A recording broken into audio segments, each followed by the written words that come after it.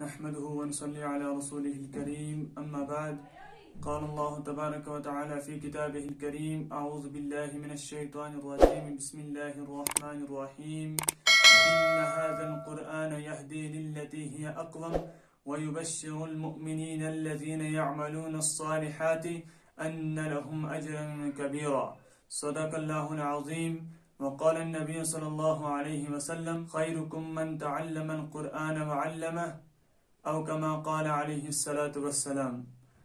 محترم ناظرین، السلام علیکم ورحمۃ اللہ وبرکاتہ۔ امید کرتا ہوں کہ آپ سب خیر و عافیت سے ہوں گے۔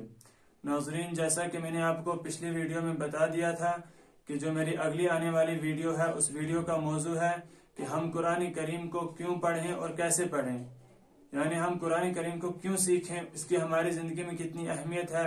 تو انشاءاللہ وہ ویڈیو میں لے کر ابھی آپ کے سامنے حاضر ہوں۔ ناظرین، آپ سے درخواست ہے کہ اس ویڈیو کو اچھے سے دیکھیں اور شروع سے آخر تک دیکھیں۔ انشاءاللہ تبارک و تعالی اس ویڈیو کو دیکھنے سے جو بھی اس ویڈیو کو دیکھے گا اس کا انشاءاللہ بہت فائدہ ہوگا، اس کے علم میں اضافہ ہوگا۔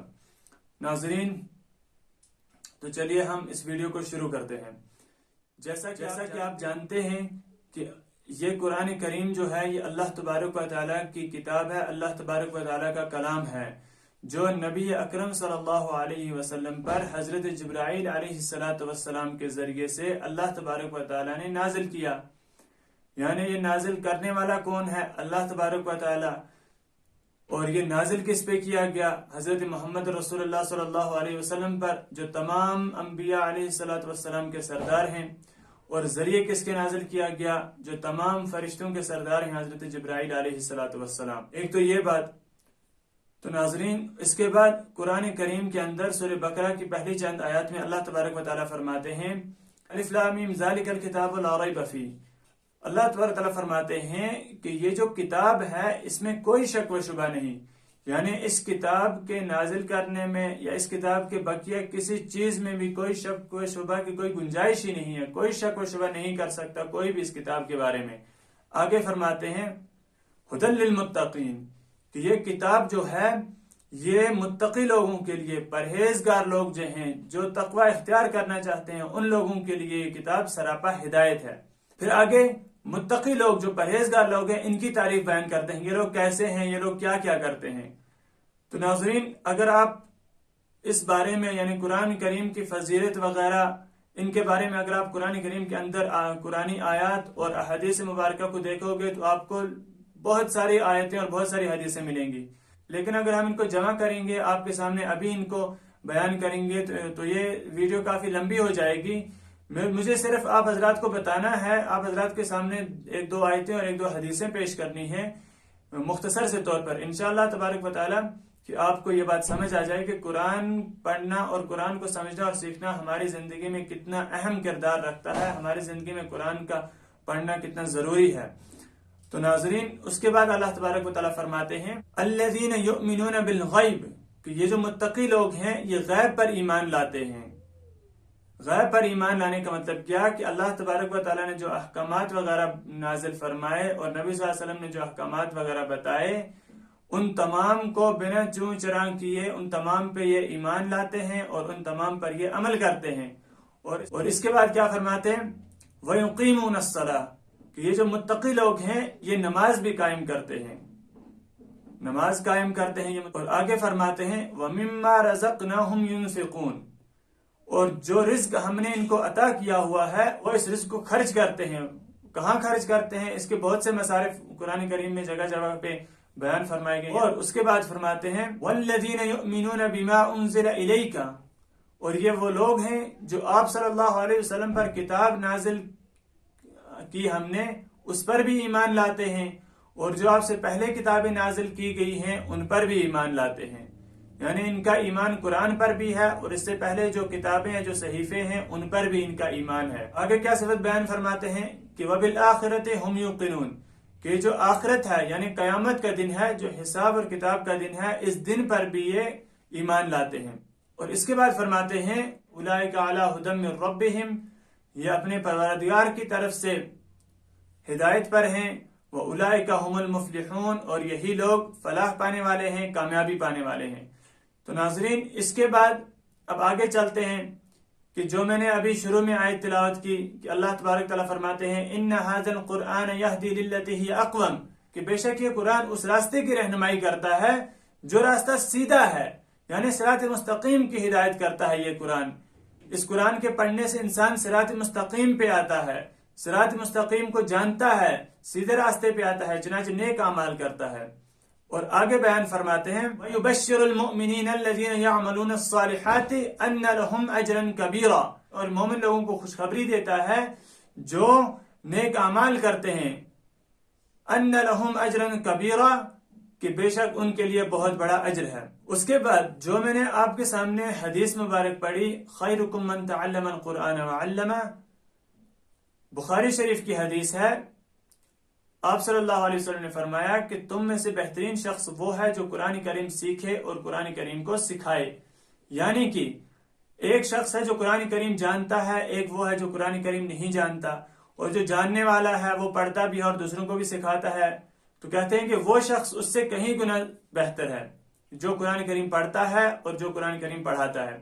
اس کے بعد مسلم شریف کی حدیث ہے، آپ صلی اللہ علیہ وسلم نے فرمایا کہ تم قرآن کریم پڑھا کرو، اس لیے کہ قرآن کریم اپنے پڑھنے والے کے لیے قیامت کے دن سفارشی بن کر آئے گا، یعنی اللہ تبارک و تعالیٰ سے قیامت کے دن یہ قرآن کریم سفارش کرے گا اس شخص کے لیے جو اسے پڑھتا ہو۔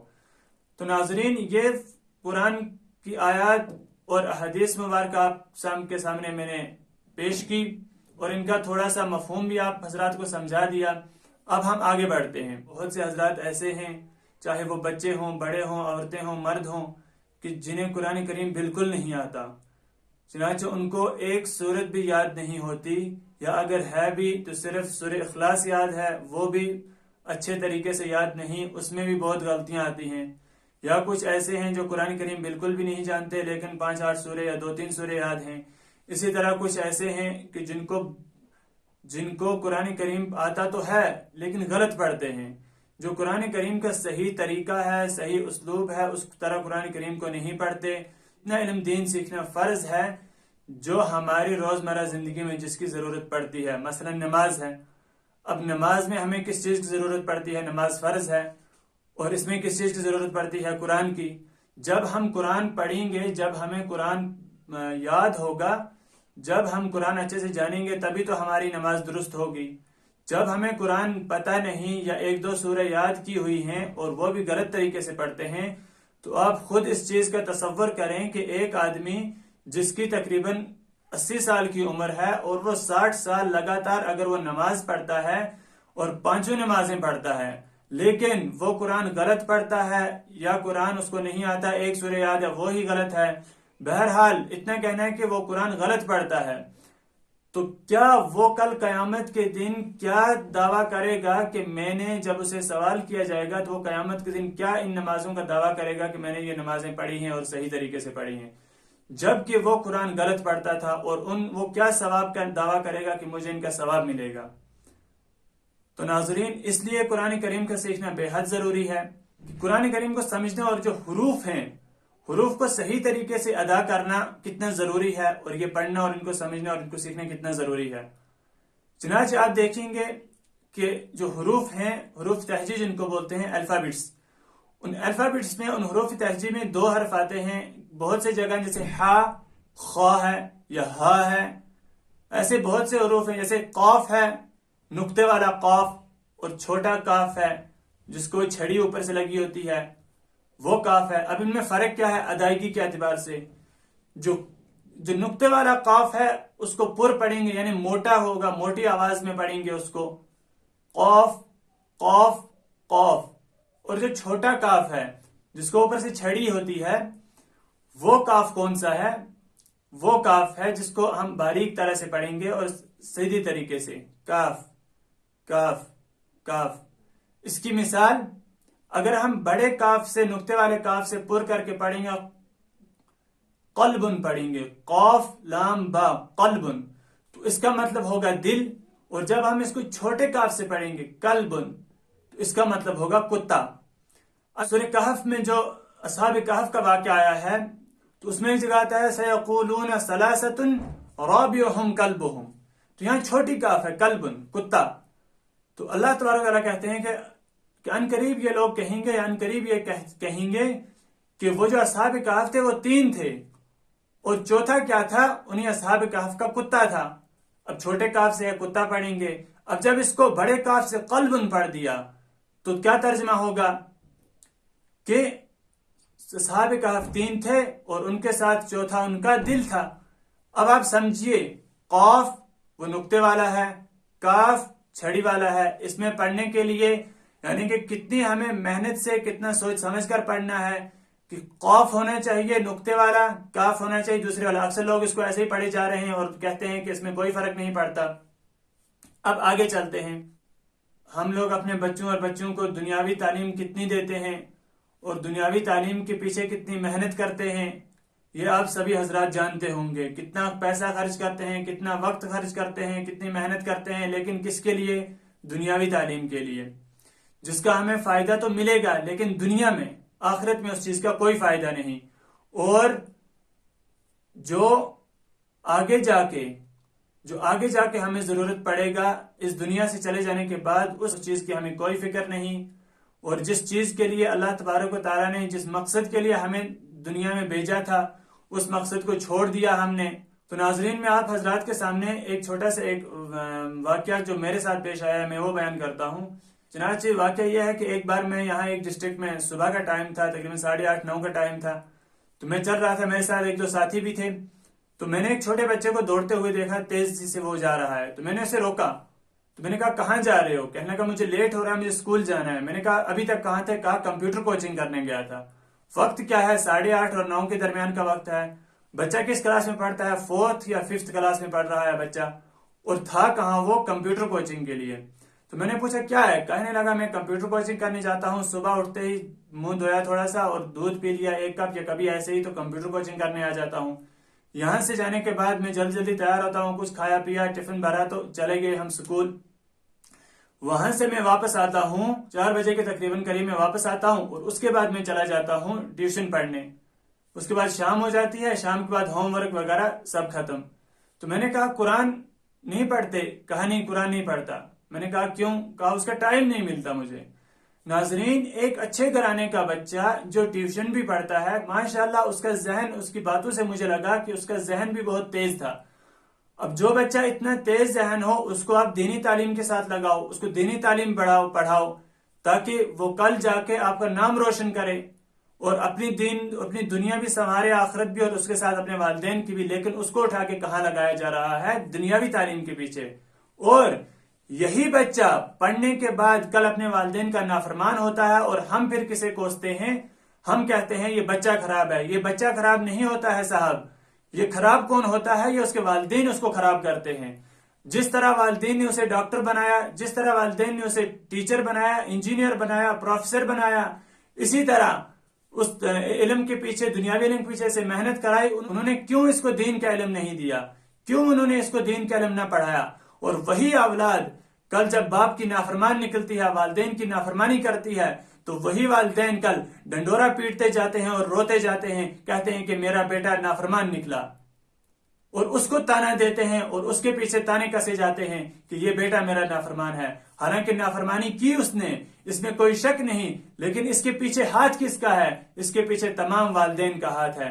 کہ اگر انہوں نے اس کو قرآن کی تعلیم دی ہوتی، قرآن پڑھایا ہوتا اچھے سے، تو وہ سمجھ لیتا کہ قرآن کریم کے اندر اللہ تبارک و تعالیٰ نے کیا حقوق بیان کیے ہیں اپنے والدین کے بارے میں، یا پڑوسیوں کے بارے میں، یا دوسری عام زندگی میں کیا انسان کو کیسے رہنا ہے. اللہ تبارک و تعالیٰ فرماتے ہیں وَقَضَىٰ رَبُّكَ أَلَّا تَعْبُدُوا إِلَّا إِيَّاهُ، اور اللہ نے فیصلہ کر لیا کہ تم اللہ تعالیٰ کی عبادت کرو اور والدین کے ساتھ حسن سلوک کرو. اس کے بعد آگے فرماتے ہیں کہ اگر والدین میں سے دونوں یا کوئی ایک آپ کو بڑھاپے میں پہنچ جائے، یعنی کہ وہ بوڑھے ہو جائیں اور آپ موجود ہوں وہاں پہ، تو فَلَا تَقُلْ لَهُمَا أُفٍّ وَلَا تَنْهَرْهُمَا، تو آپ ان کو اف تک نہ کہو اور نہ ان کو جھڑکو، یعنی ان کو نہ ڈانٹو نہ ڈپٹو. وَقُلْ لَهُمَا قَوْلًا كَرِيمًا، اور ان کے ساتھ، بلکہ ان کے ساتھ حسن سلوک سے پیش آؤ، نرمی سے پیش آؤ، اور اچھی طریقے سے پیش آؤ. تو ناظرین، یہی وجہ ہے جب دینی تعلیم نہیں دی جاتی، جب قرآن نہیں پڑھایا جاتا، تو اس کا بعد میں یہی نتیجہ نکلتا ہے. ہم ایک درخت لگاتے ہیں، یہ چھوٹی سی مثال ہے، آپ خود اس پہ غور کریں کہ ہم جو درختوں پہ جو محنت کرتے ہیں، چاہے درخت ہو یا کسی بھی چیز کے جو پھل دینے والی چیز ہو، تو ہم پھل دینے تک اس کا انتظار کرتے ہیں، اس پہ خوب محنت کرتے ہیں، تو جب پھل دینے کا وقت آتا ہے، اگر ہم نے اچھی محنت کی ہوگی تو وہ عمدہ پھل دے گا، اگر ہم نے اچھی محنت نہیں کی ہے تو وہ آپ کو معلوم ہے پھر وہ کیسا پھل دے گا۔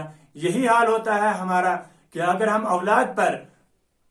اولاد پر اچھی محنت کریں گے تو ان کا جو کل ہمیں پھل ملے گا وہ عمدہ ملے گا، اور اگر ہم نے اسے صرف دنیاوی تعلیم کے پیچھے لگایا تو پھر نتیجہ یہی تک پہنچنا ہے۔ تو ناظرین، اس لیے نہ صرف بچوں کو بلکہ بڑے بھی، بچے بھی، عورتیں بھی، مرد بھی، جوان بھی، ہر ایک کے لیے ضروری ہے دینی تعلیم سیکھنا، قرآن کریم کو سیکھنا اور اسے پڑھنا۔ اب آگے میں بتاؤں گا کہ ہم قرآن کریم کو کیسے سیکھیں۔ میرا یہ چینل بنانے کا مقصد ہی یہی ہے کہ میں اس میں قرآن کی تعلیم دوں، باقی دینی امور کی تعلیم دوں، حدیث وغیرہ کی تعلیم دوں۔ تو انشاءاللہ تبارک و تعالیٰ اگر آپ محنت سے، لگن سے اس چینل میں بھی آپ پڑھیں گے، اچھے سے دیکھیں گے، پڑھیں گے، تو انشاءاللہ تبارک و تعالیٰ اس طرح بھی آپ قرآن کریم سیکھ جائیں گے۔ تو سب سے پہلے اب طریقہ کیا رہے گا ہمارا؟ جیسا کہ آپ جانتے ہیں کہ کوئی بھی لینگویج سیکھنے کے لیے سب سے پہلے اس لینگویج کے جو بنیاد ہوتی ہے اس کو پڑھنا پڑتا ہے۔ جیسا کہ قرآن کریم سیکھنے کے لیے سب سے پہلے ہمیں حروف تہجی یعنی کہ جو الفابیٹس ہوتے ہیں ان کو پڑھنا ہے کہ ان کو کس طرح پڑھا جائے، کیسے پڑھا جائے۔ اس کے بعد اس کے لیے ہم نورانی قاعدہ پڑھیں گے انشاءاللہ تبارک و تعالیٰ۔ نورانی قاعدے کے ساتھ ساتھ ہم تجوید پڑھیں گے کہ جس میں احکام ہے قرآن کریم کے پڑھنے کے، کہ کہاں پہ کون سا قاعدہ جاری ہوگا، اس کو ہم کیسے پڑھیں گے۔ اس کے بعد ہم قرآن پڑھیں گے۔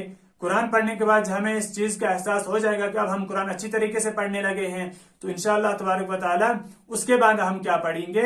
اس کے بعد ہم پڑھیں گے قرآن کا ترجمہ اور تفسیر انشاءاللہ تبارک و تعالی۔ اور صرف اتنے پہ ہی اکتفا نہیں کریں گے بلکہ ہم آگے حدیث بھی پڑھیں گے۔ حدیث کا بھی تھوڑا بہت علم انسان کو ہونا چاہیے۔ تو اس کے بعد ہم حدیث اور جہاں کہیں بھی ضروری مسائل ہوں گے، ضروری مسائل سے بھی آپ کو آشنا کیا جائے گا۔ اور اسی طرح جو روزمرہ کے مطلب جو اہم مسائل ہوتے ہیں یا کوئی بیانات ہوتے ہیں، ضروری کسی چیز پہ کوئی بیان ہے، جیسا کہ ابھی مطلب کسی مہینے میں کوئی خاص چیز ہوتی ہے، اس مہینے میں کیا ہوا، اس مہینے میں کیا ہوا، تو انشاءاللہ ان چیزوں سے بھی آپ کو آشنا کیا جائے گا انشاءاللہ تبارک و تعالی۔ آپ تمام حضرات سے گزارش ہے کہ آپ میرا اس چیز میں ساتھ دیں، اور اس کے بعد آپ دیکھیں کہ انشاءاللہ اس چینل سے، ان ویڈیوز سے، اس ہماری محنت سے آپ کتنا فائدہ اٹھا سکتے ہیں۔ وہ آپ تک ہے کہ آپ کتنی لگن سے، آپ کتنی محنت سے ان ویڈیوز کو دیکھیں گے اور ان کو انشاءاللہ تبارک تعالیٰ اچھے سے پڑھیں گے۔ میں نہیں چاہتا تھا کہ ویڈیو اتنی لمبی ہو، لیکن ویڈیو کافی لمبی ہو چکی ہے، تو آپ سے گزارش ہے کہ آپ میرے اس چینل کو سبسکرائب کریں اور ان کو دوسروں تک کے لیے بھی شیئر کریں، تاکہ اگر وہ یہ دیکھیں تو آپ کے لیے وہ صدقہ جاریہ بن جائے۔ تو ناظرین، یہ جو میں نے چینل بنا کے اس میں جو میں نے تعلیم دینے کی کوشش کی ہے، تعلیم دینے کے جو ارادہ کیا ہوا ہے، اس کی میں نے یہ نیت کی ہوئی ہے کہ اللہ تبارک و تعالی اس کا ثواب صدقہ جاریہ کے طور پر، اور جنہوں نے میرا ساتھ دیا، جنہوں نے میری حوصلہ افزائی کی، تو انشاءاللہ ان کے بھی مرحومین کے لیے یہ نیت کی ہے میں نے، اور خاص کر جو میں نے نیت کی ہوئی ہے ایصال ثواب کی صدقہ جاریہ کے طور پر، وہ اپنے والد مرحوم کے لیے کی ہوئی ہے۔ تو ناظرین، اب انشاءاللہ ہم جلدی ہی ایک نئی ویڈیو میں، جو کہ ہمارا لیسن نمبر 1 ہوگا، نورانی قاعدے کا لیسن نمبر 1 یعنی تختی نمبر 1 ہوگا، وہ لے کے میں آپ حضرات کی خدمت میں حاضر ہوں گا۔ تب تک کے لیے آپ دعا کریں اللہ تبارک و تعالی ہم کو قرآن پاک کی صحیح طرح سے، صحیح طریقے سے قرآن پاک کی تعلیم پڑھنے کی توفیق عطا فرمائے، اور ہمیں تمام شرور و فتن سے محفوظ فرمائے۔ وآخر دعوانا ان الحمد للہ۔